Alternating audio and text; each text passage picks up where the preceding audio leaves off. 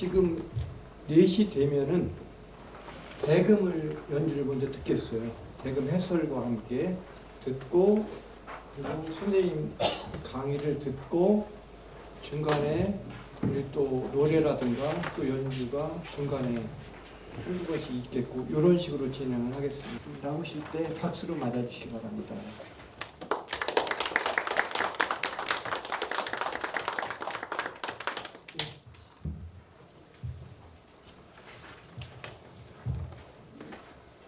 안녕하세요. 저는 논산에 거주하고 있는 사실은 공동생활가정이라는 유행을 쪼그랗게 하고 있어요. 짬짬이 대금을 좀 들었고 대금한 지는 한 25년 정도 되고 있습니다. 근데 아직 대금이라는 게 악기가 할 게 많아가지고 좀 열심히 하는데도 부족한 게 많더라고요. 전공도 아니고 아마추어라 제가 좀 기량이 좀 그렇게 좋은 건 아니니까 들으시면서 좀 이해 좀 해주시기 바랍니다. 제가 연주할 곡은 원래는 청성 자진 한립이라는 곡인데요. 이거는 이제 태평가라는 가곡에서 이제 나왔어요. 가곡에서 한음정을 이렇게 한 옥탑으로 올려가지고 연주하는 흔히 우리들 이거를 연주하면은 전설의 고향에서 나오는 거다 뭐 이렇게 얘기를 하죠. 좀 대금 중에는 가장 그래도 백미라고 하고 어려운 곡이기도 합니다. 감히 제가 한번 연주를 한번 해보겠습니다.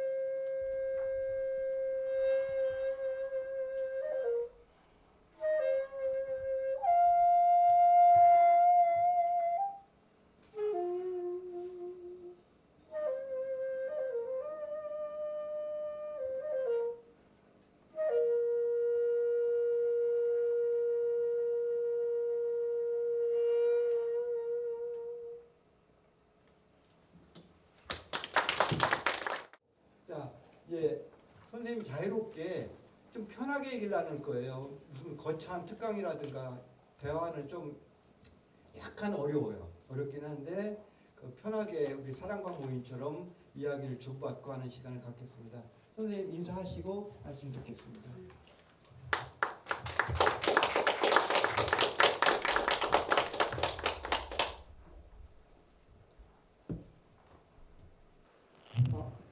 바로 시작하면 되는가요? 예. 예.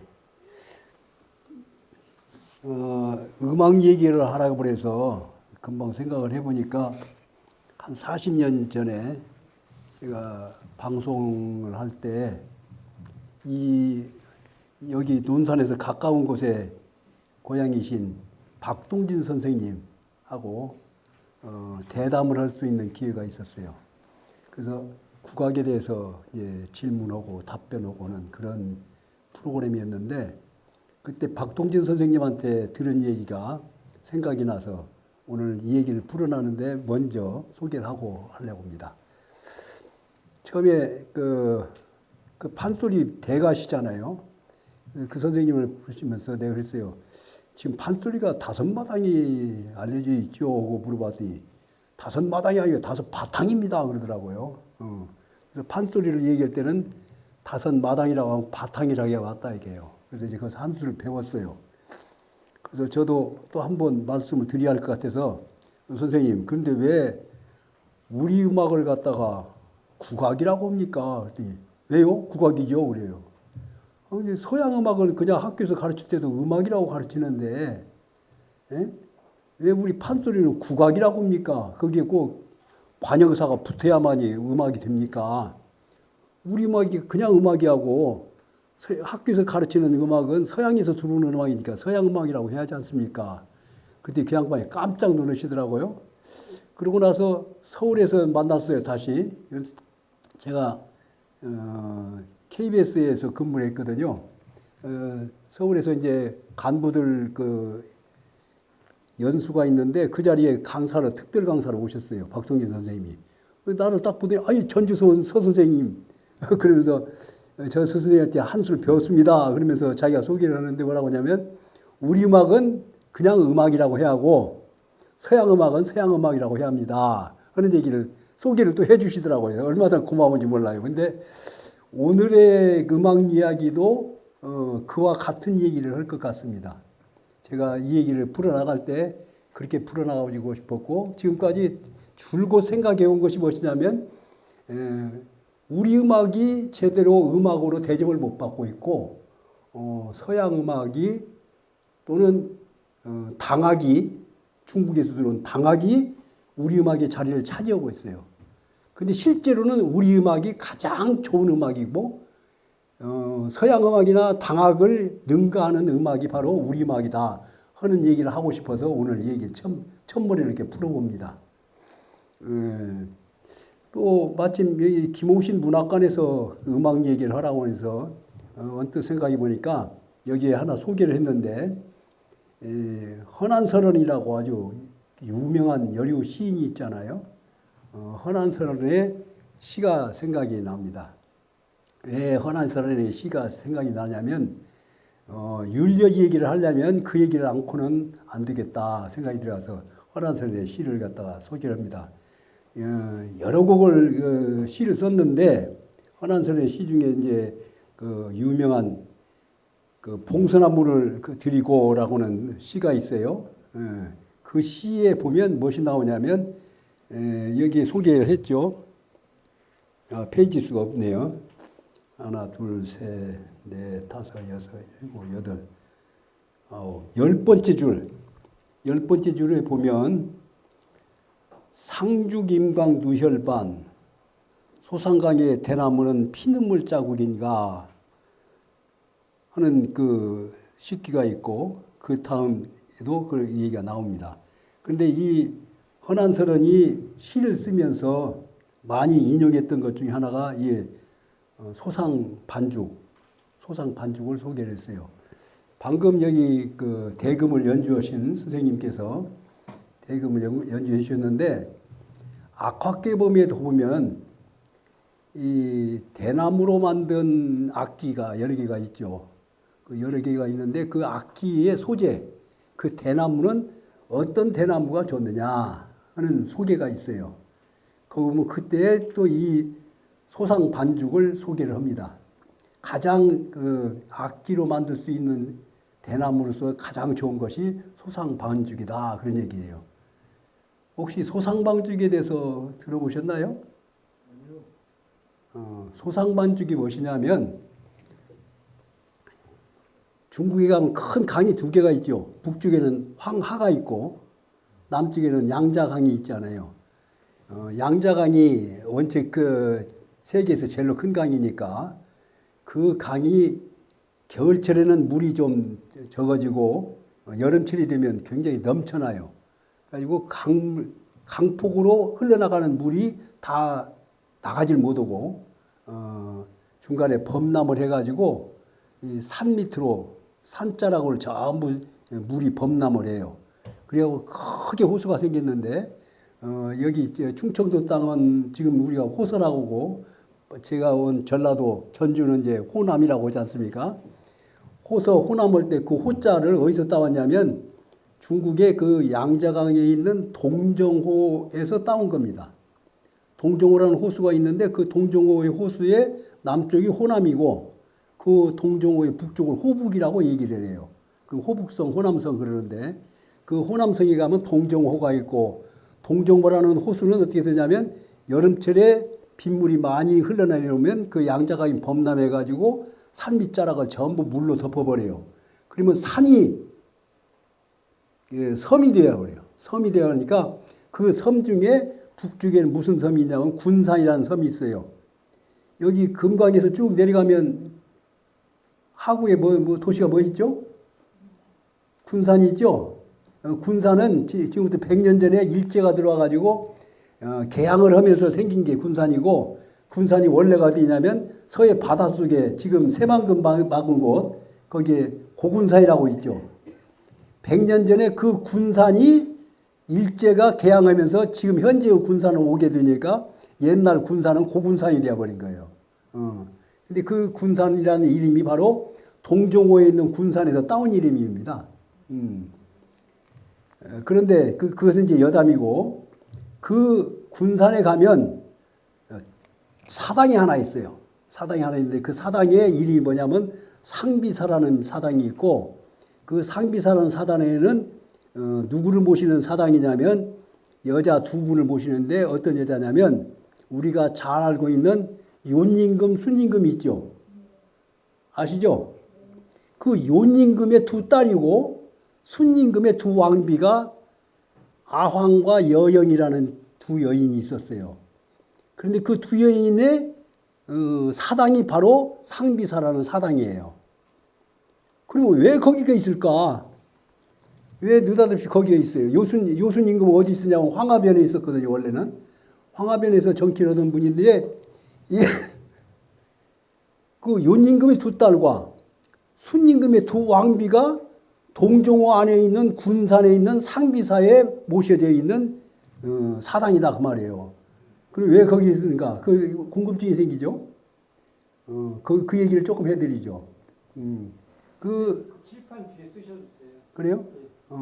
여기 써 있는 여기 된 대로 상죽이라고 할 때 그 상이 상비사의 상자 그 되는데 그 상비사라는 것과 상죽이라는 말은 어떻게 생기냐면 그 동정호에 흘러 들어가는 강물이 양자강이 넘쳐서도 되지만 양자강으로 지류로서 흘러 들어가는 강이 4개가 있는데 그 중에 그 유명한 그 지류가 소수라는 지류가 있고 상수라는 지류가 있어요. 그래서 소수와 상수가 합수되어 가지고 만든 호수 그런 뜻으로 상비라고 합니다. 그리고 거기에 있는 사당도 이름도 상자와 소자를 해서 상비사라고 하는데 그 상비사의 옆에 있는 호숫가에 있는 대나무가 반점이 있어요. 반점. 대나무가 반죽 있는 대나무 보셨습니까? 방금 이 선생님이 부신 그 대금은 반죽입니까? 아니요. 아니죠. 그 우리나라의 유명한 그 대나무 중에는 저 강릉의 오죽 쎄하면 그 가마귀 오자 써갖고 오죽이라고 하고 이 상죽은 어떻게 되었냐면 그냥 쎄하면 것이 아니라 파란 대나무에 그 검은 점이 찍혀 있어요. 반죽 무늬가 있단 말이에요. 무늬로 그 무늬를 어떻게 하느냐? 그 무늬를 상비사에 있는 두 여인의 피눈물이 무늬지어 가지고 생긴 대나무다. 그래서 소상반죽이다. 그렇게 이름을 붙여요. 그러면 왜 두 여인이 피눈물을 왜 흘렸을까요? 그 얘기를 조금 해드릴게요. 원래는 이 순임금이 어디 있었냐면 저기 황하변에 인부이라는 곳에서 살았는데 거기 살다가 그 서경에 보면 어떻게 써 있냐면 남쪽에 있는 묘족들이 반란을 일으키니까 그 묘족들을 진압으로 갔다가 거기서 배탈이 나서 죽었다. 그게 서경에 써 있는 이 얘기예요. 서경은 아시죠? 유림들이 공부하는 책 중에 사서삼경이라는 책이 있죠. 사서삼경의 첫 번째 책이 서경인데 그 서경에 써 있는 얘기는 그렇게 써 있어요. 근데 실제는 그것이 아니고 그 순임금이 윤임금의 그 양위를 받아가지고 그 윤임금이 두 딸을 아내로 삼고 있다가 양위를 받아서 태평생대를 이뤘다고 하는 것이 이제 우리가 그동안 학교에서도 다 배운 얘기예요. 실제로는 어떤 얘기냐면 그 순임금이 원래 단군의 신하였어요. 단군의 신하였는데 윤임금이 정치를 하는데 단군 정신으로 이해하지 않고 다른 정신으로 얘기를 자꾸 하니까 단군의 신하는 유호라는 신하가 그 윤임금을 토벌하러 들어갔어요. 윤임금을 토벌하러 들어갈 때 그 유호라는 신하의 큰아들이 유순이라는 아들이 있어요. 그 유순이라는 아들이 선발대로서 윤임금을 토벌하러 들어가니까 그 소식을 들었던 윤임금이 아차 큰일 났구나 해갖고 자기 두 딸을 먼저 잘 꾸며갖고 화장시켜가지고는 규수라는 냇물로 먼저 보내서 지금 쳐들어오고 있는 유순을 빨리 접대해가지고 잘 구워 삶아서 그 순한테 시집을 가거라. 그래가지고 토벌대장을 구워 삶아가지고 사위를 삼은 거예요. 그러니까 윤임금이 사위가 된 거예요. 순임금이. 원래는 당군의 신하였는데 그래갖고 한 39년 동안 잘 지냈는데 나중에 묘족이라는 게 지금 중국 땅에 살고 있었던 우리 민족이 묘족입니다. 그 묘족이 원래 산동반도에 있었는데 순임금과 윤임금한테 쫓겨가지고 저기 지금으로 말하자면 중국의 서남쪽 운남성이 있죠. 그 얘기가 조금 더 해드려야 알겠네. 운남성이라는 데 가면요. 지금 묘족 자치주라는 자치주가 있어요. 그 묘족 자치주에서 무엇을 하냐면 지금 이달이 몇 월 달이죠? 일장님. 5월이죠? 음력으로는 4월쯤 되죠? 다음 달쯤. 음력으로 6월 되면 그 운남성에서 묘족 자치주에서 문화제가 열려요. 문화제가 열리면 어떤 문화제가 열리느냐? 여기다가 붉은 그 뿔 달린 그걸 쓰고 축제를 하는데 그 축제 이름이 뭐냐면 치우 축제예요. 혹시 치우는 얘기 들어보셨어요? 치우가 누굽니까? 그 참 이 얘기가 상당히 어렵네요. 치우가 누구냐면요. 단군 조선이 있기 전에 우리가 배달 조선이 있었어요. 배달 시대에는 한웅이 18분이 다스렸는데 18분이 이제 중에 14번째 한웅을 중국 땅에서는 치우라고 불러요. 우리 역사에서는 자오지 전왕이라고 하는데 그 치우라는 분이 원체 실력이 좋아가지고 그 거칠 것이 없으니까 치우한테 늘 당했는데 그것을 중국의 역사에서는 그럼 거꾸로 해갖고 치우가 아주 굶긴 놈이다. 그래갖고 이름도 바꿔놓고는 치우를 황제 헌원이 한 번 토벌해갖고 죽였다고 되어 있어요. 근데 실제 역사는 그것이 아니라 72번 싸울 때 황제 헌원이 늘 쫓겨다니는 역사가 써 있어요. 그런데 그 치우의 자손이 바로 묘족이에요. 나중에 그 윤임금, 순임금 때 그 치우의 자손이 했던 묘족들을 공격을 하니까 산동반도에서 쫓겨가지고 어디냐면 저 운남성까지 쫓겨갔는데 그 운남성에 있는 묘족 자취주, 현재도 묘족 자취주라고 그래요. 그 묘족 자취주 주민들이 그 치우를 축제를 해요. 치우를 축제를 할 때 어디냐면 치우와 같은 투구를 쓰는데 그 투구가 뭐냐면 붉은 뿔 달린 투구예요. 그 드라마에 보면 뿔 달린 투구 쓴 장면이 많이 나오죠. 그게 치우의 투구입니다. 그게 치우의 투구인데 그것을 번따 가지고 월드컵 축구를 할 때 월드컵 응원단, 월드컵 서포터즈 하는 그 축구 응원단들이 여기다가 빨간 그 뿔을 달고 응원하잖아요. 그래서 흔히 이름을 붙이기를 뭐냐면 붉은 악마라는 이름을 불러 있어요. 근데 붉은 악마가 아니고 원래 이 치우의 모양으로 온 거예요. 치우의 모양. 그러니까 치우 축제, 치우의 뿔이라고 하든지 그래야 하는데 삼국사기에 써 있는데 이 얘기들을 한다면 치우 기라고 이해가 맞습니다. 근데 그것이 전부 역사가 뒤집어져 가지고 우리 것은 전부 나쁜 것이고 중국 것만 전부 좋은 것이 됐어요. 사대주의 때문에. 그래가지고 지금도 그 운담성에 있는 묘족들이 이렇게 피눈물 나는 축제를 하고 있어요. 그런데 그 묘족들을 순임금이 토벌으로 간다고 그랬는데 토벌으로 간 게 아니라 사실은 어떻게 했냐면 이 당군의 신하인 유호와 유순이 토벌으로 가니까 그때 때를 마침 잘 만났다 생각을 하고 일어난 사람이 있는데 그게 누구냐면 운임금이 일어났어요. 운임금을 혹시 아십니까? 그 얘기는 알 거예요. 치수한다고 할 때 나라를 세울 때 가장 먼저 정치를 제일 잘하려면 치수를 잘해야 한다고 하잖아요. 치수를 했던 사람이 바로 운임금이거든요. 근데 운임금의 아버지가 치수를 잘못해가지고 운임금 아버지 주인이라는 사람이 윤임금과 순임금한테 귀양을 보내가지고 거기서 죽어버렸는데 그 책임을 운임금한테 치워가지고 이 홍수를 끝까지 잘 처리를 해라. 토목공사를 해가지고 결국에 9년 후에 또 3년 동안 더해서 12년 후에서 치수를 잘 했어요. 그래가지고 겨우 운임금이 살게 됐는데 그 운임금이 윤임금, 순임금한테 꼭 눌려갖고 살다가 마침 유호가 토벌으로 온다는 그 시기에 일어나가지고 순임금을 퇴치를 한 거예요. 어디까지 쫓아갔냐?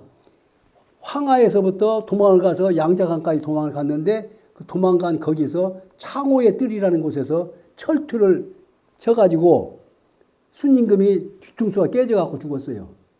그러니까 자기 남편이 거기 가는 황하에서부터 두 왕비가 자기 남편 따라서 내려갔다가 남편이 그 창호의 뜰에서 철퇴를 맞고 죽는 꼴을 보고 그냥 동종호에 뛰어들어서 자살을 했어요.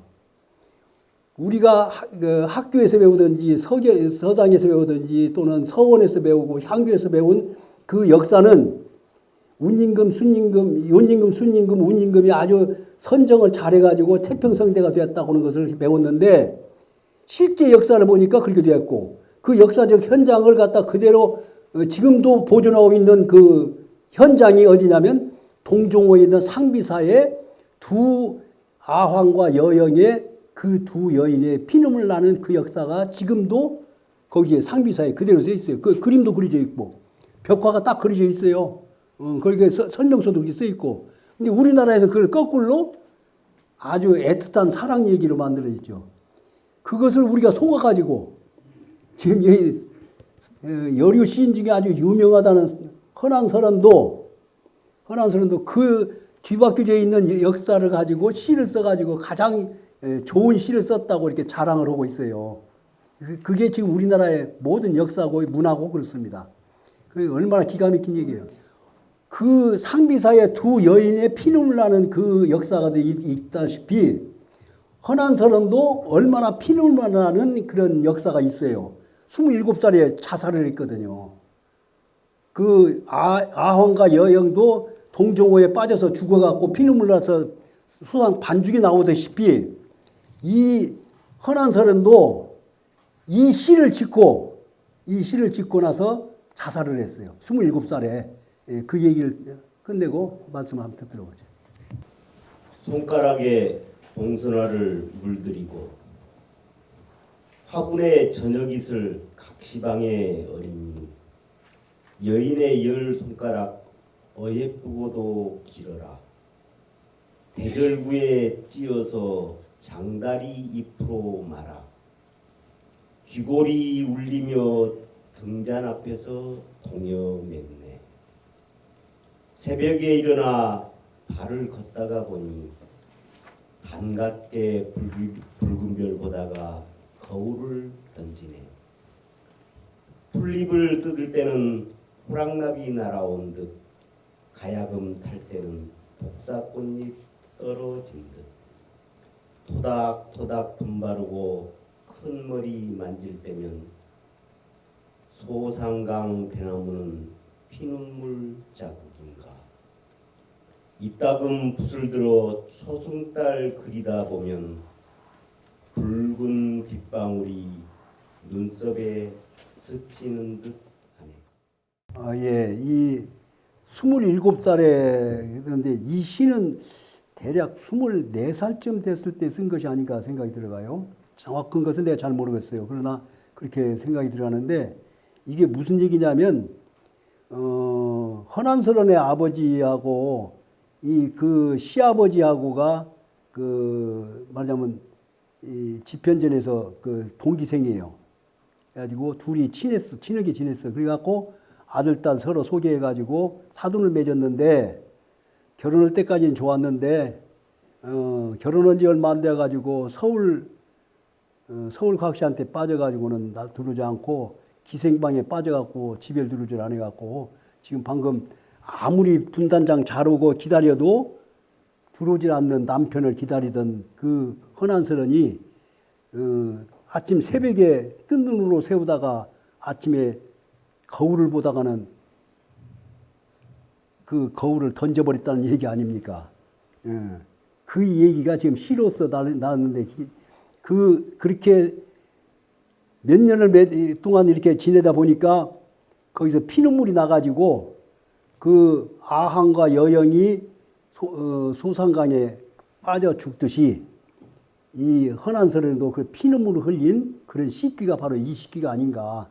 근데 이거 내용을 모르고 들으면 정말로 아주 아름다운 애틋한 시이죠. 그런데 이 내용을 알고 보면 그 애틋한 시가 이런 역사가 있더라 그런 얘기입니다. 뭐 이런 얘기를 왜 제가 소개하느냐면 우리가 잘못 알아가지고 뒤집혀 있는 얘기가 너무 많은데 이 식기 하나도 이렇게 뒤집혀 있는 것뿐만 아니라 우리 역사와 우리의 음악과 모든 것이 우리 문화가 전부 사대주의에 의해서 뒤집혀 있어요. 그래서 오늘 주제를 율려를 얘기한다고 하는데 율려를 얘기할 때도 율려는 우리 것이거든요. 원래는 우리 거예요. 우리 건데 이것이 오히려 중국의 율려로 다 잘못 알고 있어요. 특히 조선조 때 이성계하고 정도전이 조선을 건국할 때 경국대전을 썼거든요. 근데 경국대전을 뭘로 썼느냐면 성리대전을 가지고 경국대전을 썼어요. 그게 무슨 말이냐? 성리학의 정신으로 조선을 다스린다 그런 얘기예요. 그러다 보니까 이 조선 왕조에서 모든 예약이 율려신서에 써 있는 내용으로 다 돼 있어요. 그래가지고 우리 음악도 세자 해가지고 율려신서에 있는 얘기를 그대로 따다가 악화계범을 써가지고 그 악화계범에서 의해서 만들어진 그런 노래와 음악, 춤 이런 것들로 돼 있어요. 방금 이 선생님이 연주하신 그 음악도 결국에 악화계범에서 나오는 것이거든요. 정악이라든지 또는 악이라든지 이런 모든 것. 그리고 조선 왕조 500년 동안 이 율려신서에 있는 내용을 가지고 어떻게 했냐면 종묘제례악이라든지 문묘제례악을 만들어서 불렀고 민간에서는 정악이나 이런 걸 해가지고 부르게 되었는데 이 정악이라는 것이 무슨 얘기냐면 중국에서 들어온 음악을 가지고 우리 음악이다고 만들어낸 거예요. 실제 우리 음악은 무엇이냐? 실제 우리 음악은 민요, 그 백성들이 실제로 그 가슴 속에서 우러나는 그 노래를 가지고 불렀던 음악, 그 음악이 우리 음악이죠. 근데 그것이 그러면 어디서 나오느냐? 그 어디서 나오냐면 오늘의 주제인 이 율려가 바로 우리 음악이 됐던 거예요. 그리고 율려에 대한 그 글이 어디 있느냐? 중국에서 들어온 율려 신설을 가지고 조선왕조 500년 동안 임금과 대신들이 늘 이걸 가지고 천착을 했는데 그것이 우리의 음악의 정수냐? 그것이 아니고 율려 신서가 되기 전에 원래의 율려가 있었어요. 근데 그 율려가 바로 우리 것이었다 이 말이죠. 근데 우리 것은 다 잊어버렸어요. 이 우리가 지금 내 역사를 공부하고 있는데 우리나라 역사와 문화가 전부가 중국 걸로 뒤바뀌어 버린 것이 우리의 슬픈 역사예요. 그래서 우리의 율려를 갖다 소개하기 위해서 내가 처음 이 얘기를 여기서부터 풀어나가고 있습니다. 그래서 이 율려 신서가 나오기 전에 율려 신서는 송나라 때 나왔는데 송나라 이전에 중국의 역사책에도 율려에 대해서 쭉 흔히 기록이 되어 있어요. 기록이 되어 있는데 어떻게 기록이 되냐면 그 사마천의 사기를부터 그 다음에 반고의 한서 해가지고 쭉 해서 송사까지 계속해서 율려에 대해서 설명이 있는데 중국에서 설명되어 있는 그 율려를 보면은 원래의 율려에서 약간 뒤집혀서 있어요. 그래가지고 나중에는 할 수 없이 이 음정도 음계가 다 정리가 안 되니까 12음율을 갖다가 5음계로 만들어서 정리하다 보니까 궁상각주를 만들다 보니까 이것이 안 맞아 들어가요. 안 맞아 들어가니까 궁의 경우도 변궁이 생기고 변치가 생기고 그렇게 해가지고 안 돼서 조선 500년 동안 조정에서 늘 사대부들이 토론한 것이 말하자면 이 12율려가 어떻게 되느냐 그것 갖고 싸우는 것이 조정 회의의 내용이에요. 그래서 어느 정도로 싸우냐면요 이렇게 싸웠습니다. 길게 얘기할 수가 없으니까 짧게 얘기하자면 그 황종관을 율관을 갖다 정할 때 어떻게 정해야 합니까? 그러면 길이가 얼마입니까? 한 길이를 했을 때 그 길이의 단위는 뭘로 옵니까? 이게 기장이라는 거 있죠. 벽지보다도 저 작은 기장 하나가 기장 10개를 놓았을 때 그 기장의 길이가 율관을 만드는 단위다.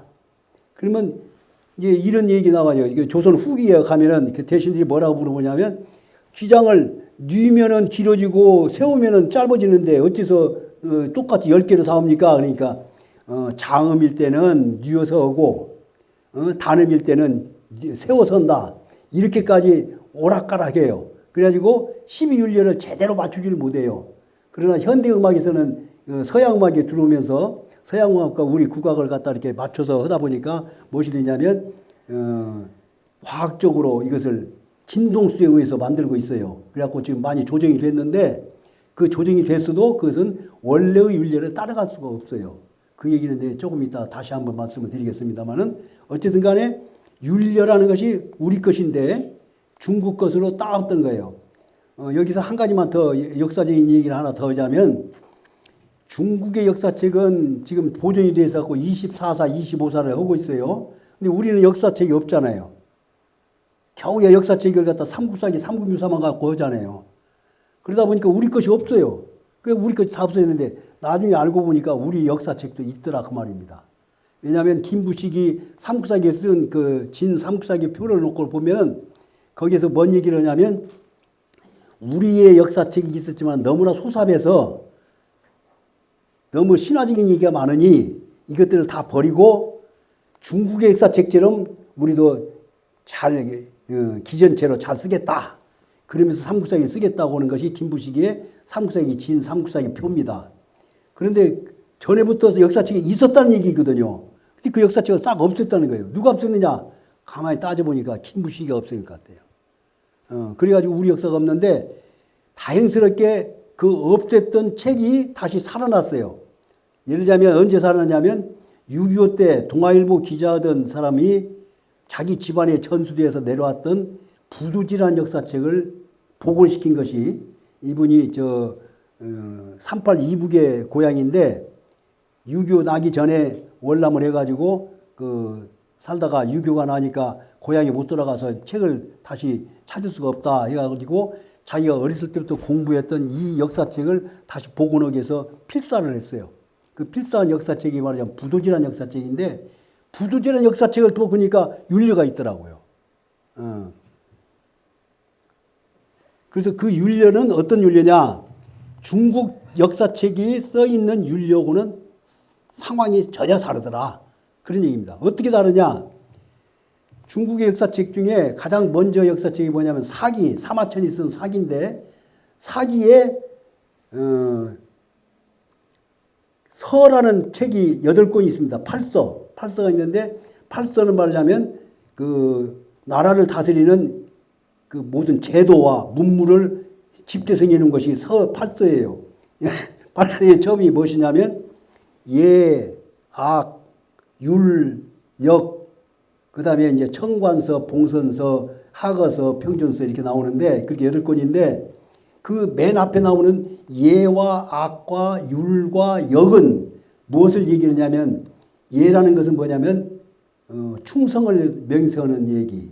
다시 말하면 임금님을 받들고 임금님 앞에서는 전부 복종을 해야 한다는 그 예를 얘기하는 것이고 그 예를 갖추기 위해서 그 임금을 둘러싸고 있는 신하들은 임금님을 찬양을 하기 위해서 악을 해야 한다.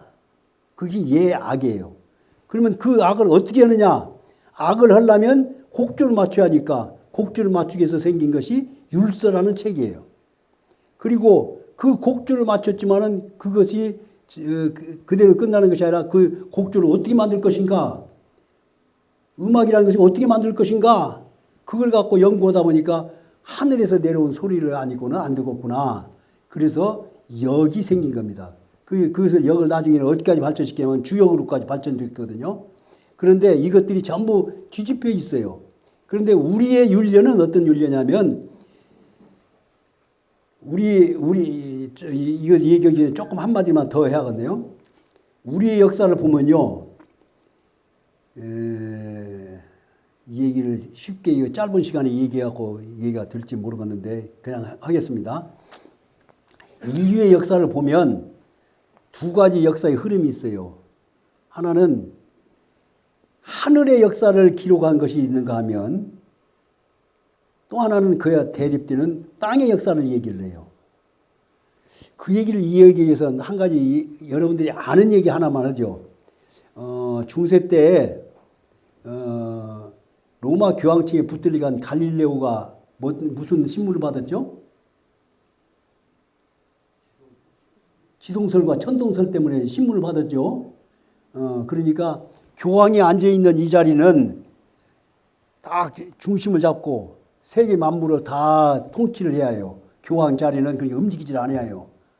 고정이 되어 있어야 해요. 그래서 이 하늘이 돌지 교황이 있는 교황의 교자가 있는 그 땅이 움직이는 것이 아니다. 지동설은 틀렸다 이 말이에요. 천동설이야 해요. 근데 갈릴레오와 코페르니쿠스는 어떻게 해요? 모든 세계 삼라만상은 다 돌고 있다고 그랬잖아요. 천동설과 지동설은 다 얘기했단 말이죠. 근데 그것을 주장했다고 갈릴레오가 붙잡혀 가서 문초를 받았거든요. 그러니까 할 수 없이 안 죽으려고 뭐 했냐면 교황의 자리는 안 움직입니다. 그리고 하늘이 돌고 있습니다. 그리고 그래? 그러면 앞으로는 거짓말하지 마. 그래갖고 내보내니까 나가면서 갈릴레오가 뭐라고 했다고요? 그래도 지구는 돈다 그랬다는 거 아니에요. 예? 그거 마찬가지예요. 하늘과 땅이 어떻게 되느냐? 원래 우리가 알고 있기는 어떻게 됩니까? 하늘과 땅이 다 같이 도는 거죠. 전부 돌아요. 왜 그렇습니까? 왜 하늘과 땅이 같이 돌아요? 자전과 공전으로 스스로 돌아요? 그러니까 은하가 있는데 그 은하계는 어떻게 돌아요? 무슨 힘으로 돌아요? 좀 어렵죠? 물론 이것은 지금 여기에서 우리가 대답을 못하는 것뿐만 아니라 가장 훌륭한 그 과학자라 했던 아인슈타인도 그렇게 실수를 했어요. 아인슈타인도 결국에 상대성 원리를 내놨다가 그 후배 그 과학자들이 나중에 양자 물리학을 내놓으니까 아이고 내 이론이 좀 틀렸구나 그렇게 했어요. 그런 과학자들도 틀린데 뭐 이 얘기가 좀 틀릴 것 같고 그 크게 나무랄 것은 없고요. 한마디로 얘기하면 우리 역사책에 써 있는 얘기를 가지고 그대로 설명해서 말씀을 드리자면 그 움직임의 힘이 어디서 나오냐? 움직임의 힘이 윤리에서 나온다고 그랬어요. 하늘이 돌고 땅이 돌고 하는 모든 것들은 윤리에서 나온다. 그럼 윤리라는 게 뭐냐? 그 하늘과 땅 삼라만상을 지으신 분, 그 지으신 분 창조주가 이것을 돌게 만드는 거예요. 돌게 만드는 그 도는 주기를 윤려라고 그래요. 그 힘을 윤려라고 그래요. 그것이 돌면서 나오는 그 모든 것들을 통해서 거기서 파동이 생기고 파장이 생기고 그래요. 근데 이 천지 만물의 모든 가장 기초적인 것은 무엇이냐면 빛과 소리인데 빛과 소리는 다 하나님께서 만드셨잖아요.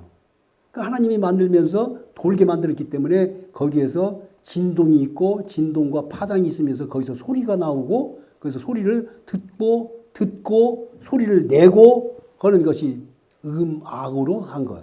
그것이 윤려예요. 그런데 윤려를 아까 얘기했는데 중국의 역사책에 뭐라고 써 있다고 그랬죠? 황제라고는 임금한테 충성하기 위해서 예를 다하는 것이고 그 예를 충성을 하기 위해서 예를 하는데 예를 어떻게 할 것이냐? 그 예를 악으로 하는 것이다. 예악이에요. 그래서 예서와 악서가 나오고 그 악을 하려니까 그 악은 어떻게 할 것이냐? 아까 대금에서 산조를 연주했듯이 이 연주를 해야 할 거 아닙니까? 그 연주를 어떻게 할 것이냐? 연주는 방법을 만들려니까 음계를 만들어야 하고 음정을 만들어야 하고 장단을 만들어야 하고 그러다 보니까 율서가 필요했고 율서에 이어지는 그 율은 어떻게 나오느냐? 그것을 갖다가 설명한 이 모든 것들을 윤려라고 얘기했던 거예요. 근데 그 윤려를 다시 말하면 뭡니까? 임금한테 충성 다하기 위해서 만든 것이 윤려예요. 그런데 실제 윤려는 뭡니까? 삼라만상을 이은 창조주 하나님의 섭리가 바로 윤려더라 그 말입니다. 그래서 우리 음악은 그 창조주 하나님을 섬기기 위한 그 윤려를 가지고 음악이 되었기 때문에 우리 음악이 훨씬 더 중요한 음악이다. 그것을 얘기했는데 그 증거가 있어요. 우리나라 역사책을 싹 얽혔다고 하지만은 중국의 진수라는 사람이 쓴 역사책이 이제 삼국지라는 역사책이 있는데 그 삼국지라는 역사책에 보니까 우리나라 그 옛날 삼국시대 또는 삼한시대의 그 음악 얘기가 나오는 것이 있어요. 그게 뭐냐면 그 음악을 어떻게 썼냐면 이렇게 썼어요. 이게 두 번째 페이지에 보면 중간에 써있죠. 부여 고구려 예한 써놓고 한문으로 제가 써놨는데 그 쉽게 얘기하면 이런 얘기입니다. 하늘에 제사를 지낼 때 모든 국민들이 모여갖고 맨날 며칠 동안 음악과 춤으로 즐겼더라. 다시 말하면 하나님을 창조주 하나님을 섬기는 제사를 드리면서 최소한도 일주일 열흘 동안 음악과 춤으로 제사를 드렸다. 그러니까 우리 음악은 이게 지금 고구려나 한이나 다 똑같아요.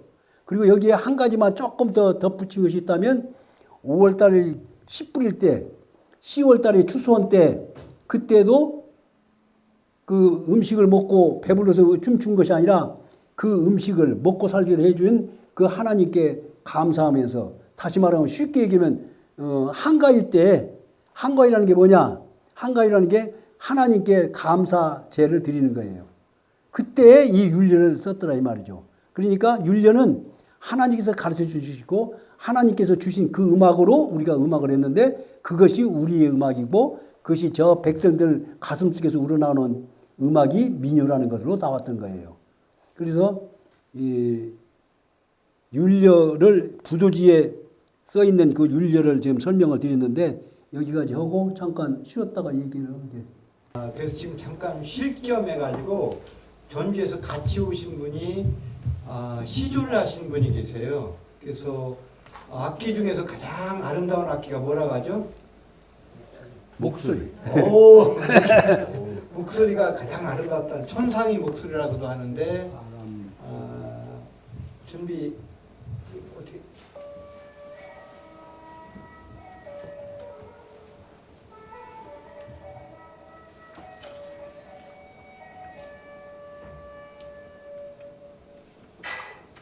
나비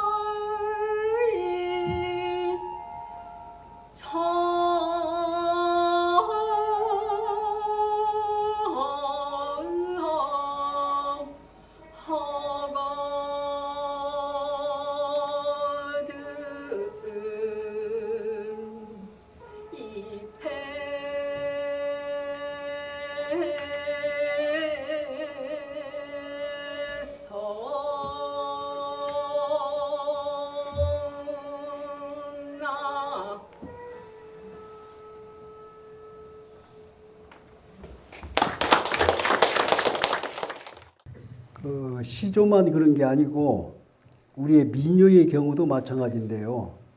악화개범이 우리의 그 음악 교과서가 됐잖아요. 근데 악화개범이 우리의 교과서가 됐는데 주로 궁중음악의 얘기입니다. 근데 재밌는 것은 지금 악화개범에 수록되어 있는 음악 중에 가장 그 높이 평가되는 음악이 무엇이냐면 수제천이라는 음악이 있어요. 그 말씀 들어보셨죠? 그리고 많이 들어보셨죠? 이 수제천이라는 그 음악이 어떤 음악이냐면 그 주제가 무엇을 가지고 있냐면 백제라고는 가요. 지금 방금도 이제 이게 시조를 말씀하셨는데 백제 때에 민간이 불렀던 그 가요가 있었는데 그게 백제라는 걸 이름으로 남아 있어요.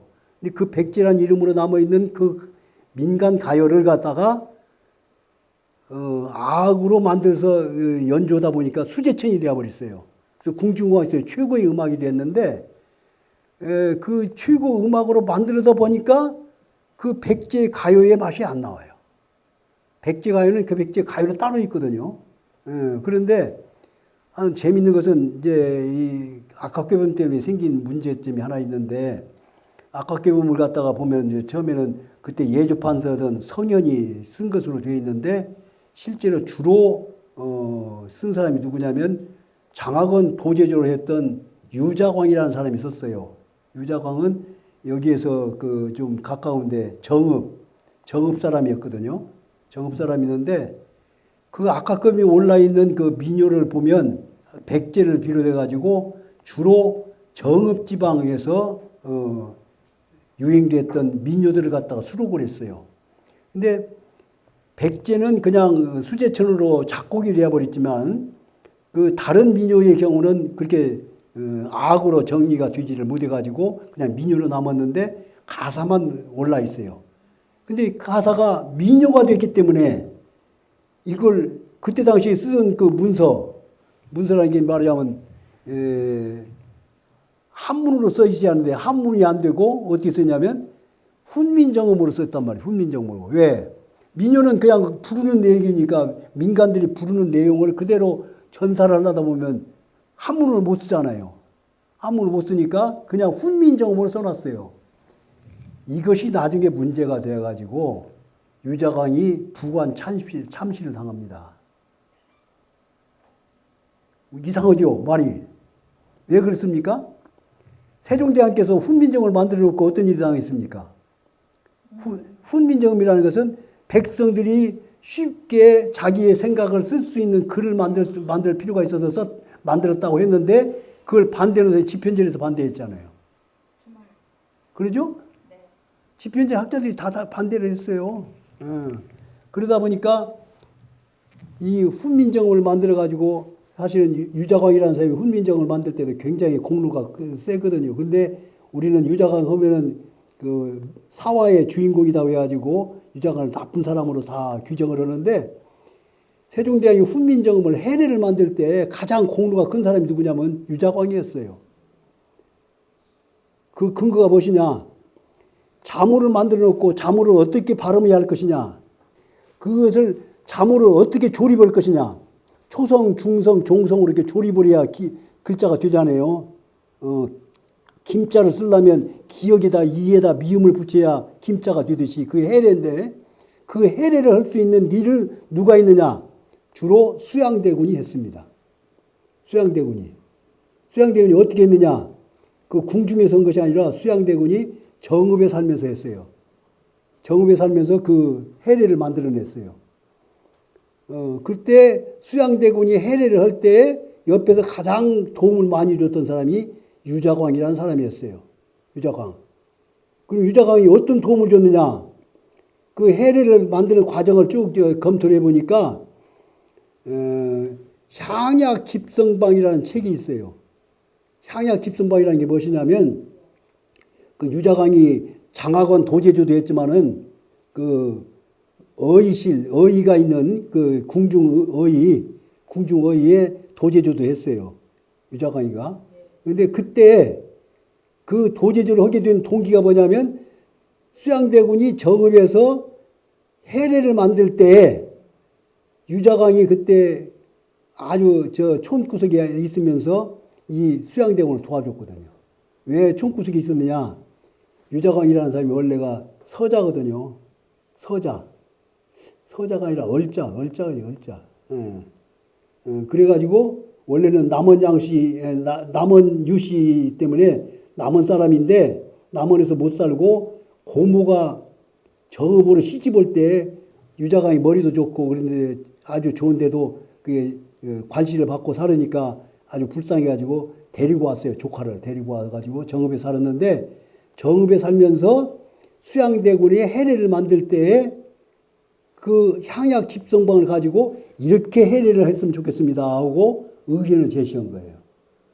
그래서 해례를 만든 그 기본 서적이 무엇이냐면 향약 집성방이에요. 이 향약 집성방이 뭐냐면 이 풀이 무엇이다. 약초, 이 약초의 이름을 써는 거예요. 이 식물 도감이죠.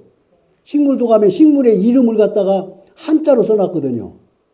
한자로 써놨던 그 향약 집성방의 그 초본을 훈민정음으로 번역을 한 거예요. 훈민정음을 번역을 하니까 그게 바로 해례가 되어버렸어요. 그래서 훈민정음이 나오게 된 거예요. 그래가지고 수양대군이 자기 아버지 세종대왕한테 칭찬을 받고 나중에 세조가 돼가지고 자기한테 그런 좋은 도움을 주었던 총구석에 있었던 유자강이를 불러내가지고 유자강이를 벼슬길에 올려줘갖고 장학원 도제주까지 하게 되었고 장학원 도제주를 하면서 자기가 처음 해례를 만들 때 일을 했던 그 훈민정음을 가지고 자기가 살던 고향에 있었던 민요들을 갖다가 수집을 해갖고 그 민요를 악각교에다 올린 거예요. 악각교에 올려있는 그 민요들을 보니까 전부 그 유자광이 살던 그 동네에서 유행하던 민요들이더라고요. 그래서 그 민요들을 갖다가 한문으로 쓸 수는 없으니까 훈민정음으로 썼던 거예요. 그래서 이 악각교에 훈민정음으로 그 민요가 들어있어요. 그래서 여기서 민요 하나 더 얘기를 하자면 여기 이제 아리랑을 내가 소개해 놨는데 아리랑이라는 말이 붙어 있는데 우리나라 음악 중에서는 최고의 음악이 민요, 그 아리랑이죠. 아리랑이 어떤 곡일까요? 이번에 그 광화문에서 다시 그 공연을 했던 BTS가 아리랑을 고르고 세계적으로 그냥 센세이션을 일으켰죠. 근데 세계 모든 사람들이 아리랑 음악을 듣고 전부 감탄을 했잖아요. 근데 그 아리랑이 왜 그렇게 세계인을 갖다 다 감탄시켰을까요? 아리랑이 무엇일까요? 아리랑이 말이 무슨 말일까요? 국문학자들이 쓴 해설하는 것을 많이 보면 아리랑을 갖다 여러 가지 얘기로 표현했는데 저는 한마디로 아까 얘기했던 그 윤례를 갖다 우리한테 주었던 그 창조주 하나님이 우리한테 윤례를 줬다고 그랬잖아요. 그 윤례를 준 창조주 하나님을 찬양하는 찬양곡이다. 저는 그렇게 생각합니다. 찬양곡이다. 왜 그러냐? 알이랑이 아니라 알이랑이라는 음악이에요. 그러면 알이랑이라는 말이 무슨 말일까요? 너랑 나랑 할 때 이랑이라는 말은 그 함께라는 뜻이죠. 함께. 그럼 그 알은 뭐예요? 알이랑이거든요.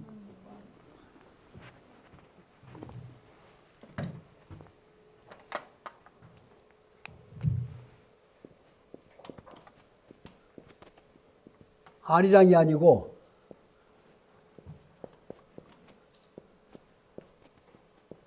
알이랑이란 말이에요. 알이랑. 이랑이라는 건 누구누구와 함께 그 말이고 이 알이랑이에요. 그 알이랑이란 말이 무슨 말이냐? 알이란 말은 알이 하나님이에요. 하나님. 이게 제가 지어낸 이름이 아니고 우리나라 사전 중에 가장 먼저 나온 사전이라고 할 것인지 우리가 쓴 것이 아니고 송나라 사람이 쓴 사전이 있어요. 고려 때 송나라 사신이 고려에 와가지고 고려를 전부 관찰하고 고려에 대한 그 관찰을 기록을 쭉 만든 책이 있는데 그게 고려 도경이라는 책인데 고려 도경에 붙어 있는 사전이 하나 있는데 그것을 계림유사라고 그래요. 계림유사에 보니까 한 360개 단어, 우리의 고려시대 우리가 쓰던 단어, 단어를 갖다가 이게 한문으로 써놓은 것이 그 계림유사라는 사전인데 가장 첫 번째 단어가 무엇이냐면 이거예요, 이거. 이걸 어떻게 쓰냐면 계림유사에 보면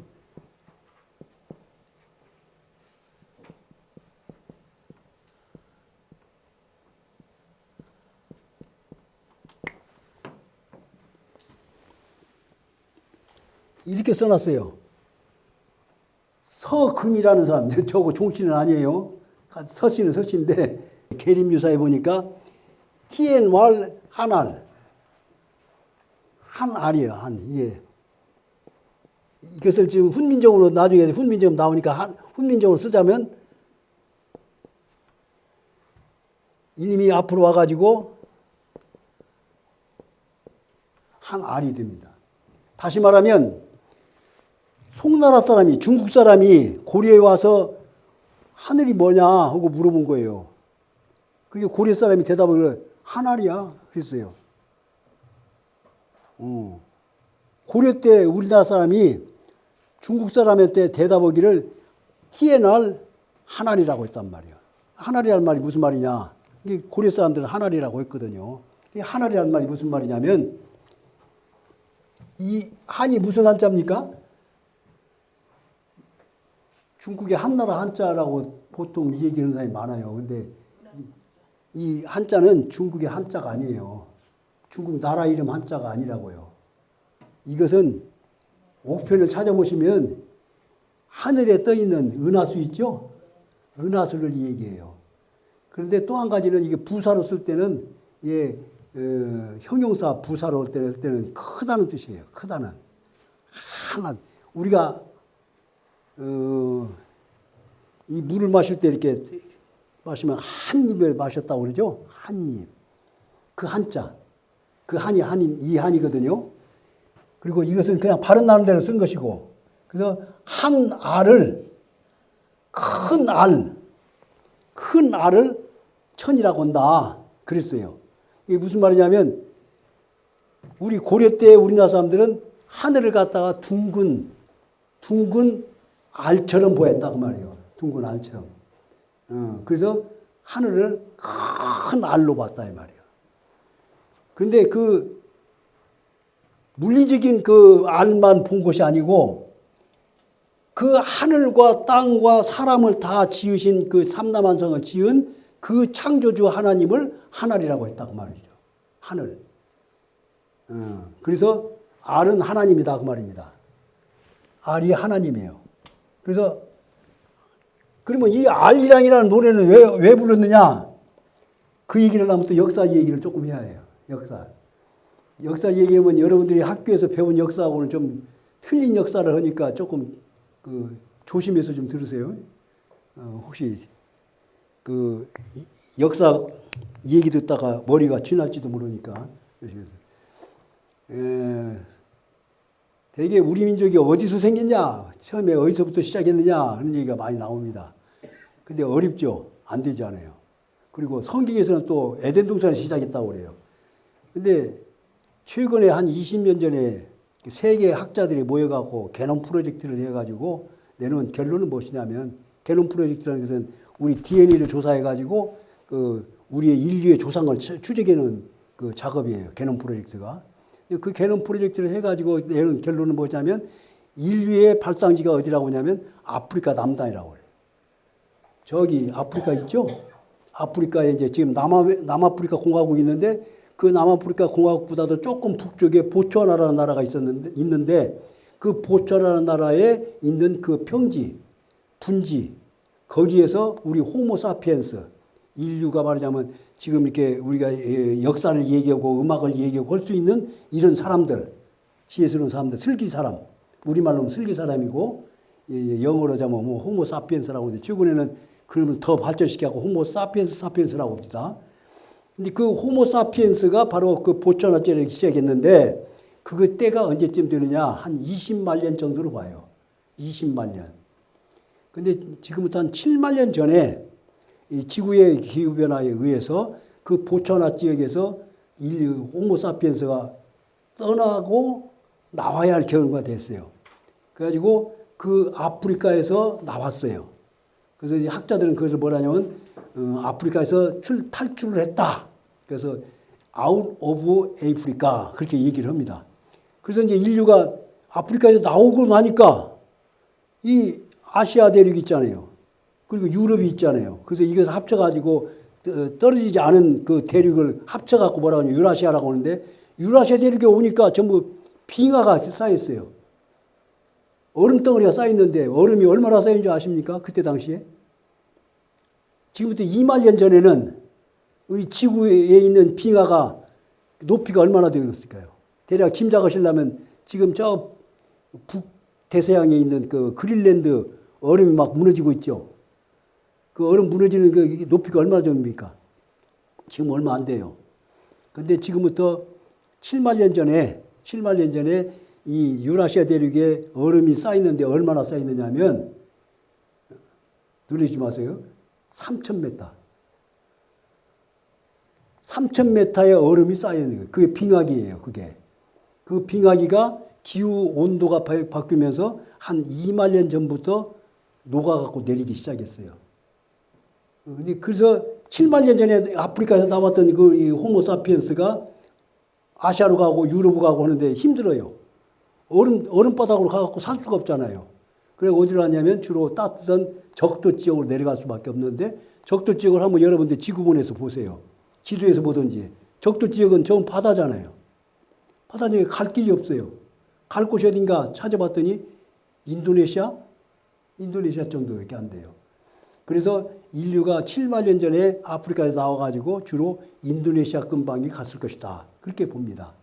그런데 문제는 인도네시아 지역이 얼마 전에도 우리가 여러 번 뉴스에서 봤지만은 막 그 해일이 생기고 지진이 되고 화산이 폭발하고 그냥 살 길이 없어요.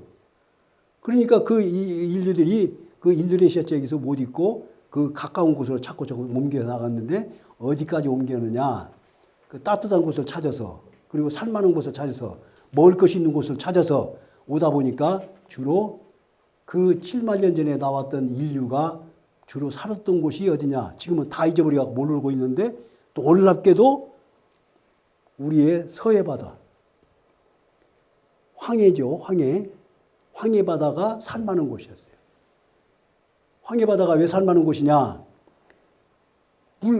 물인데 어떻게 살아요?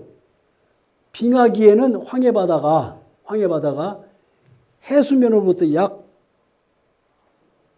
100m 정도 높은 100m 정도 높은 고원 평지예요. 지금의 서해 바다의 그 그 수심이 얼마 돼 아십니까? 30. 예? 조금 더. 80 있는 데는 거의 없는 것 같고요. 한 50 됩니다. 50. 지금 새만금을 만들었는데 새만금에서 관문이 2개가 있는데 그 2개 중에 신시도 앞바다에 있는 관문을 그 수심을 재보니까 46m예요. 46m. 그래서 대략 한 50m로 봅니다. 50m를 보는데 그 빙하기 때는 그러면 3,000m로 바닷물이 이제 산 위로 올라가 버리니까 해수면이 낮아졌는데 얼마나 낮아지냐면 지금 현재의 해수면보다도 150m 아래예요. 그러면 지금 현재의 서해 바다의 수심이 50m면 빙하기에는 얼마 있을까요? 해발 100m 평원이죠. 그래서 결론은 뭐냐면 인류가 아프리카에서 나와가지고 살 수 있는 곳이 어디였냐면 오늘날 우리 황해바다가 인류가 살 수 있는 가장 좋은 곳이었다 그 말입니다. 2만 년 전에. 근데 2만 년 전부터 기후가 자꾸 따서져가지고 산 위에 있었던 빙하가 자꾸 녹아서 내리니까 해수면이 높아지기 시작했어. 그래가지고 그 2만 년 전에 150m 안에 있었던 해수면이 150m 위로 올라오니까 황해바다가 물이 잠겨서 50m 수심의 바다가 됐단 말이에요. 그러면 거기 있던 우리 인류는 어디로 갔을까요? 그 황해에 살고 있던 인류가 간 곳이 어디냐면 높은 곳으로 찾아서 올라와서 어디 가냐면 그 시베리아, 중앙아시아 쪽에 시베리아에 무엇이냐면 몽고 바로 북쪽에 가면 바이칼 호수라는 호수가 있어요. 바이칼 호수라는 호수가 있는 그 바이칼 호수 주변에 모여서 살았어요. 그것이 언제냐? 지금부터 만 한 5천 년 전에 그랬다는 얘기예요. 그때 우리나라 역사는 뭐라고 써요? 우리나라 역사책이 뭐라고 쓰이냐면 다른 인류 역사책에, 다른 나라 역사책에는 없어요. 우리나라 역사책에만 그것이 써 있어. 그것을 소위 우리가 역사학자들이 한단고기를 갖다가 환빠라고 해갖고 비난하는데 그 역사를 기록한 역사책이 한단고기라는 역사책이에요. 그 한단고기라는 역사책에 써 있는 그 얘기를 보니까 이 바이칼 호수 주변에 12개 나라가 모여서 살았다 그렇게 써 있어요. 그게 우리나라 역사책이에요. 다른 나라 역사책에는 없어요. 그 12나라가 모여서 살다가 날씨가 이제 점점 더 따서지고 그래갖고 사람 살기 좋을만하게 되니까 이제 흩어지기 시작했어요. 흩어지기 시작할 때 서쪽으로 간 부족도 있고 남쪽으로 부족도 있는데 남쪽으로 왔던 민족이 바로 우리 배달계예요. 남쪽으로 바이칼 호수 근방에 있다가 말년 전부터 내려오기 시작한 거예요. 어디까지 내려오느냐? 소위 우리가 10월 3일 날 되면 우리가 무엇을 하죠? 개천절. 그러죠? 하늘문을 열고 나라를 세웠네. 이 지구상에 어떤 민족이 하늘문을 열고 나라를 세운 민족이 있습니까? 우리 민족밖에 없잖아요. 우리 민족밖에 없어요. 그 우리 민족이 바이칼 호수에서 남쪽으로 내려가가지고 그 백두산에서 하늘문을 열고 신시를 베풀었을 때 그때 바이칼 호수에서부터 내려오는 그 길, 어떤 길로 갈 것인가? 그 길을 우리가 살만한 곳, 좋은 곳을 인도해 주십시오 하고 하나님께 부탁을 하니까 하나님이 그래요, 나 따라라. 그래서 하나님이 우리 민족을 손잡고 내려왔어요. 어디로 내려냐? 아리수를 따라서. 아리수.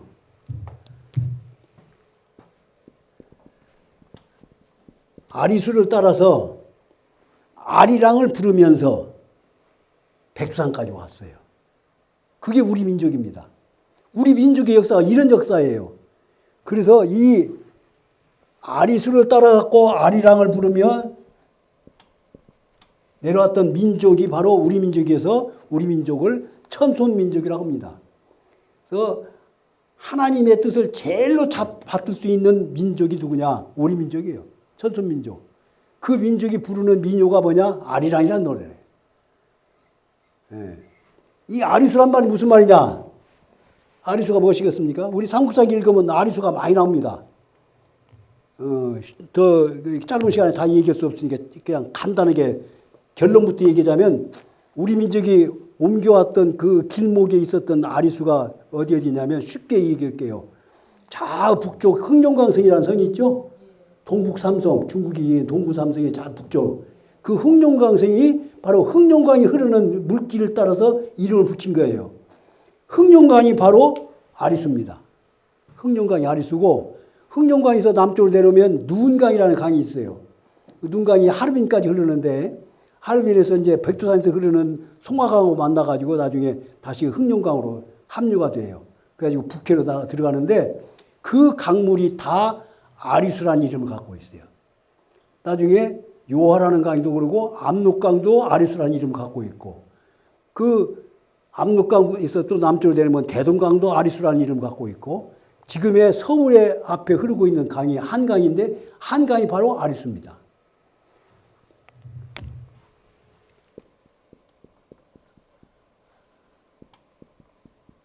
한강이죠? 한강인데 이 한을 뭐라고 읽습니까? 옥편을 찾아보시면 이게 은하수 한자예요. 은하수 물길이래요. 은하수 물길. 은하수를 갖다가 우리말로 하면 아리수가 된다 그 말입니다. 은하수가. 왜? 하늘이 아리니까. 하늘이 아리니까 하늘에 흐르는 물길이니까 은하수가 바로 아리수예요. 근데 그것이 땅에서 보일 수 있는 강이 한강이에요. 그래서 아리수라고 하는 거예요. 그래갖고 정부에서 조금 잘못 얘기했지만 그 새만금을 만들어 놓고 새만금을 갖다가 아리우리라고 지었던데 그건 조금 실수했어요. 아리우리 될 수 없어요. 한강이 이렇게 구부러졌잖아요. 저기 워커힐 앞에 있는 거기서부터 뚝섬에서부터 이렇게 흘러갖고 앞으로 흐를 때 조금 이렇게 구부러져서 흐르니까 둥그렇게 돼 있으니까 그걸 아리우리라고 하는데 새만금을 아리우리라는 것은 좀 실수예요. 잘못이에요. 이 한강이 아리우리예요. 그리고 뚝섬이라는 말도 잘못 지은 이름이에요. 뚝섬이 아니라 둑섬이에요. 둑섬. 둑섬이라는 말은 무슨 말이냐면 아까 치유천왕이 얘기했는데 치유천왕이 이제 깃발이 있거든요. 치유천왕 깃발. 치유천왕 깃발이 서 있던 섬, 그 깃발이 서 있던 섬이라고 해서 둑섬이라고 하거든요. 그 둑기를 언제 세웠는지 아십니까? 조선왕조 실록을 읽어보면 왜구들이 하도 침략을 해갖고 괴롭히니까 태종께서 세종한테 양위를 해가지고 상왕으로 있을 때거든요. 그때 태종과 세종이 나와가지고 둑섬에서 대마도 왜구들을 토벌군을 보내요. 정벌군을 보내요. 그때 거기에 둑기가 서 있었어요. 그럼 둑기가 왜 서 있었느냐? 둑기라는 것은 아까 치우천왕의 깃발인데 조선왕조를 건국하고 제일 처음으로 이성계가 한 일이 무엇이냐면 둑기 2개를 만들어요. 왜? 조선왕조의 임금은 치우천왕의 뜻을 받들어서 나라를 다스려야겠다. 그리고 둑기를 2개를 만들어갖고 경복궁에다가 딱 모시고 그 다음에 그 지방 그 감사들을 보내면서 관찰사들에게 이 둑기를 잘 관리해라 해가지고 하는데 관찰사는 군인이 없어요. 관찰사는 군인이 없으니까 관찰사한테는 안 주고 병마사한테 주었어요. 그래갖고 병마사 그 다음에 군수는 안 주고 혈령한테 왜 군대가 있으면 이 둑기 치우천왕의 그 무술을 따라가지고 치우천왕의 기를 받아가지고 군대를 잘 다스리라 해가지고 둑기를 만들어서 주었거든요. 그래가지고 둑기를 전부 주었는데 그 둑기를 조선왕조에서는 최고로 쳤어요. 그래서 그 둑기가 태종 임금을 따라가지고 둑기가 나와가지고 대마도를 정벌으로 떠나는 그 정벌군에게 부호를 내리면서 왔던 그 자리가 바로 둑섬인데 그 둑섬을 갖다가 그 한강이 구부러지니까 거기다가 구부러진 데다가 뚝을 사갖고 뚝섬이라고 한다. 그리고 설명서가 붙어 있더라고요. 설명서가 붙어 있길래 그건 잘못된 것이니까 고쳐라 해가지고 정부에다가 얘기하고 서울시에다 얘기해가지고 안내판을 바꿨습니다. 예, 그것은 치우천왕의 깃발이다. 그런 얘기를 했어요. 선생님 잘 말씀해 주셨듯이 정학이라는 거는 궁중음악에서 많이 써요. 그래서 산조대금은 산조를 불기 위해서 특화됐다면은 정학대금은 궁중음악을 하기 위해서 특화됐고 그래서 길어요. 길어서 음이 저음대 영역이 많고 근데 특별하게 우리나라 악기는 자연적으로 만들어진 게 굉장히 많아요. 물론 뭐 서양에도 좀 그런 게 많겠지만 그래서 우리나라 악기는 자연에서 채취한 대나무나 아니면은 뭐 가야금도 노동나무를 해서 하고 줄도 다 그런 것들을 순수하게 자연에서 얻어서 그렇게 해서 만들었기 때문에 들으면은 굉장히 좀 포근해요. 그래서 좀 인위적이지 않고 굉장히 자연스러워 가지고서 언제 들어도 좀 편안하게 느껴지거든요. 근데 정악에서 저희가 이제 연주를 하다 보면은 정악에서는 이게 기온의 차에 따라서 음이 변해요. 자연적인 악기 특히 가야금이 이제 밖에서 이렇게 연주를 하다 보면은 햇볕에 이렇게 노출되거나 온도가 올라가면은 늘어나요, 선이. 그래서 음이 떨어지기도 하고 그렇게 돼요. 그래서 현악기들은 그런 영향들을 많이 받아요. 그래서 정악을 연주할 때 아까 황종이라는 기본을 말씀해 주셨는데 황을 불어서 그 황을 다 같이 조율을 해요. 그래서 그거를 대금에다가 대금은 관이기 때문에 이게 변하지 않거든요. 그래서 황을 먼저 불어요. 이렇게 하면은 모두가 이 황을 가야금도 화 이렇게 조율한 다음에 연주를 합니다. 정악은. 물론 뭐 산주도 그렇지만은 그게 참 우리나라 자연스러운 악기의 대해서 참 좋은 것 같아요. 제가 이제 경풍년을 해보겠습니다.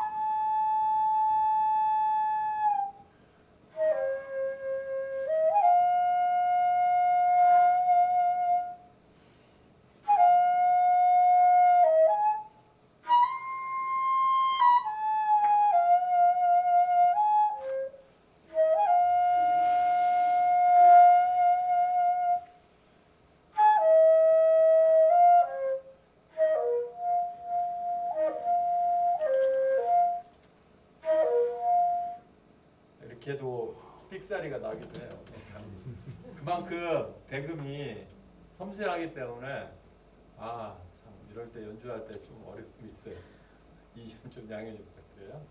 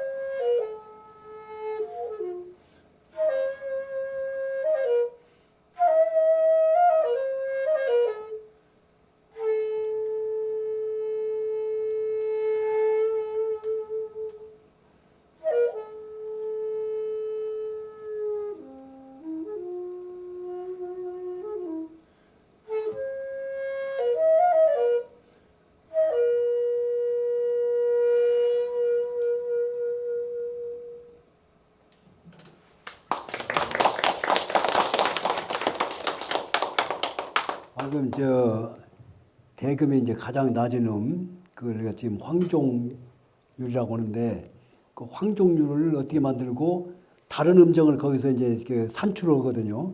산출하는데 그 어떻게 산출하냐면 그 음정을 규칙적으로 다 만들기 위해서 어떤 계산법을 만들어내냐면 3분 손익법이라는 것을 만들었어요.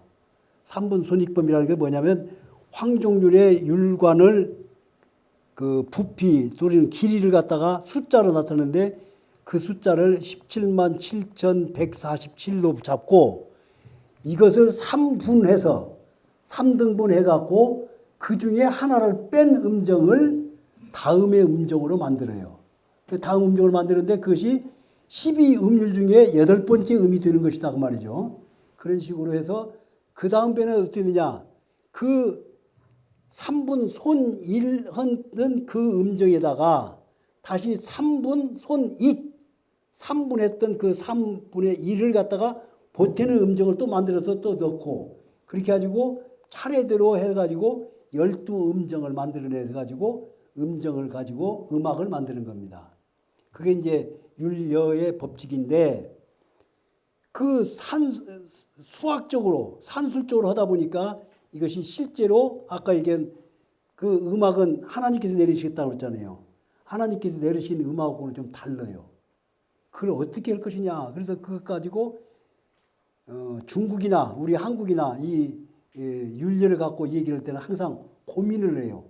그런데 아까 말씀드린 대로 이 아리랑이라는 음악은 이렇게 숫자를 갖고 계산하는 음정이 아니고 자연스러운 음악으로 나와요. 그러니까 우리 음악은 우리 민족의 가슴 속에서 우러나기 때문에 전혀 음정의 뜻이 다르더라 그 말입니다.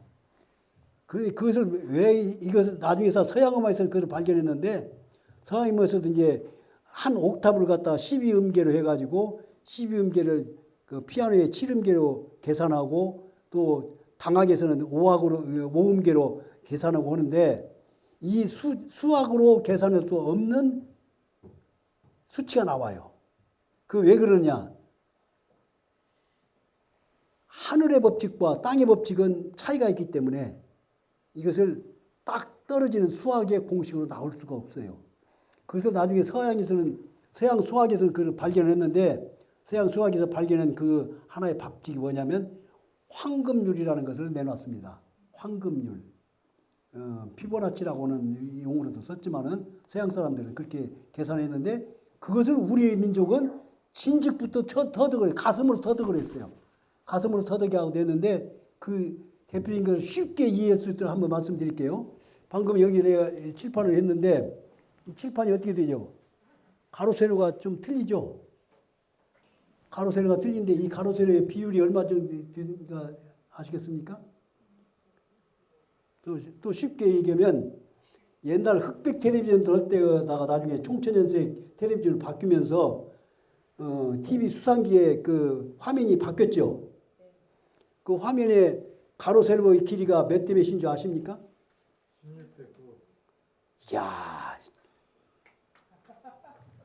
16대 9인데 그 16대 9를 더 정확하게 얘기하자면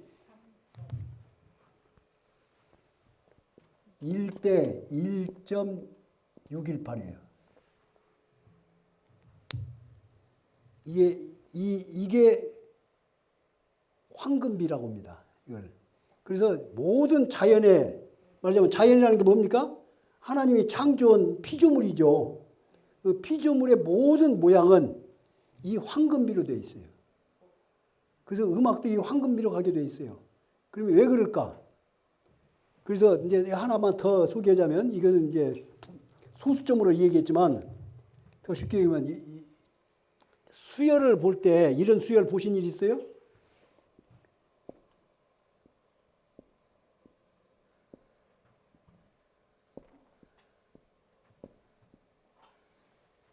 이게 어떤 수열입니까?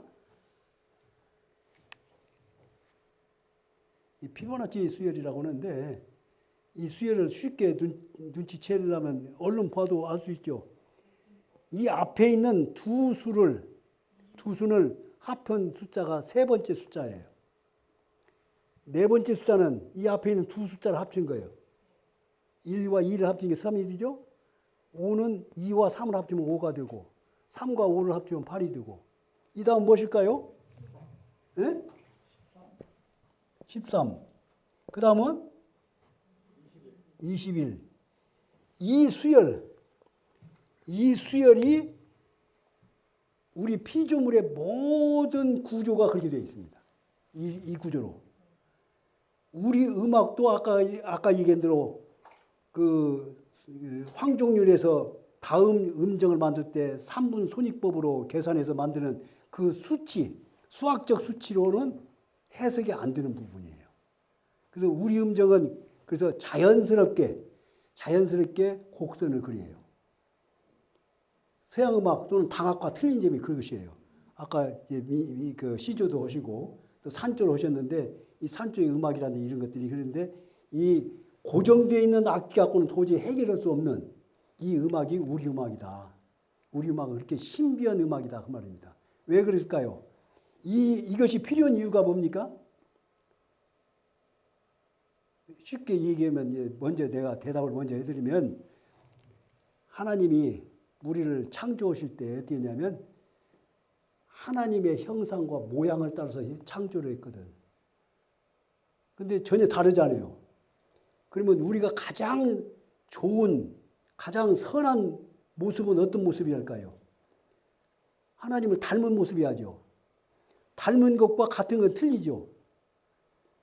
그래서 기독교에서 뭔 얘기를 하냐면 사람이 하나님과 똑같이 되려고 한 것은 뭐라고 그래요? 그것은 우상이라고 그래요. 하나님이 아니면서 하나님이 적으면 그것은 우상이 된다 그 말이에요. 최근에 그 광화문에서 나와갖고 시끄럽게 한 사람도 있죠. 그런 것들 이것이 다 하나님을 팔아먹은 것이에요. 근데 문제는 뭐냐? 피조물인 우리 사람이 하나님을 닮아가도록 만들어놨어요. 그래서 하나님 닮고 가는 거 그것이 가장 귀한 거예요. 또 하나 이런 얘기 할게요. 이걸 뭐라고 하죠? 이게 얼이요? 얼굴. 이걸 왜 얼굴이라고 그러죠? 얼이. 그려져 있어서 얼이 사는 집이에요.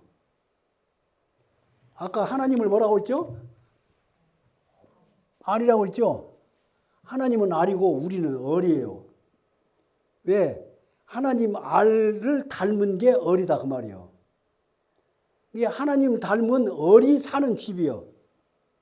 그래서 하나님을 가장 많이 닮은 얼은 얼굴이 환해갖고 화장할 필요가 없어요. 그래서 얼굴이라고 해요. 그런데 이 숫자도 마찬가지요. 악기의 음정도 마찬가지요. 하나님의 음정을 그대로 표현할 수 있는 음정은 뭐냐? 가장 하나님의 음에 가까운 닮은 음을 내야 한대. 그 닮은 음이 무엇이냐? 닮은 음이 바로 이런 순열로 이루어지는 음정일 때 가장 가까운 음정이 된다. 그런 얘기입니다. 건축학에도 마찬가지예요. 건축학도 요즘은 조금 이상스럽게 짓는 것도 있고 심지어는 철근도 빼내는 그 건축도 있고 그렇지만은 그것을 어기면은 하나님한테 혼나요. 사고가 나요. 그렇죠? 광주에서 어떤 그 아파트가 그냥 통째로 무너져 버렸잖아요. 그건 왜? 이것을 지키지 않아서 그래요. 하나님의 법칙에 가깝게 하나님을 닮은 꼴로 가야 모든 것이 안전하고 평화롭고 또 아름답고 그렇다고 말이죠.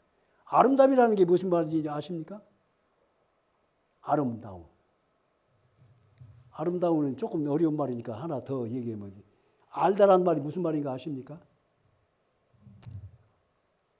우리가 영어로 knowledge라고 하는 그 소위 아는 것, 지란 말 있죠? 이걸 우리말로 알다 그러죠. 알지 그러죠? 알다. 알다란 말이 무슨 말이냐?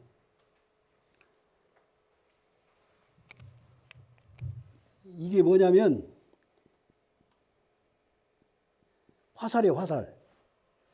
이건 뭐냐면 관역이고 화살이 관역에 딱 맞은 거. 이게 지예요, 알지예요. 관역이 뭐냐? 관역이 알이에요, 알. 알에 다다르면 아는 거예요. 알에 다다른 것을 알다 그래요. 이게 우리 한국말이 최고예요. 하나님께 다다른 것을 안다는 거예요. 그 아름답다는 말도 하나님께 가장 닮은 꼴로 되어 있을 때를 아름답다고 해요. 그러니까 미술에서 얘기할 때도 아름다운 것이 하나님을 닮은 꼴일 때 좋고 음악에서도 하나님을 닮은 소리를 낼 때 가장 아름다운 소리예요. 그래서 가장 하나님께 닮은 꼴이 있는 사람을 뭐라고 하냐면 우리가 이렇게 얘기하죠. 성인이라고 하죠.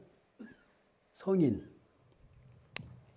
이게 임금왕자라고 하지만 임금을 좋아해서 임금왕이 되는데 임금왕이 아니고 도들림자예요. 귀를 쫑긋해가지고 듣는 거예요.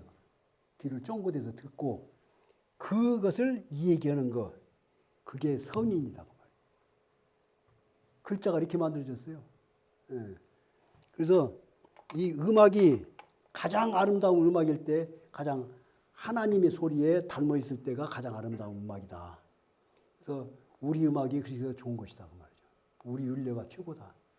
그래서 요즘 BTS가 그냥 그 빌보드에 가장 높은 점수를 따고 그냥 달리고 있는데 그 이유가 무엇이냐? BTS가 우리 음악을 하기 때문에 그래요. 우리 음악을. 앞으로 K-팝을 할 때에도 서양 음악 따라가면은 마이클 잭슨 따라가면 안 돼요. 우리 거 따라야지. 우리 거. 우리 것 하면 우리 음악이 글로벌 흔든다.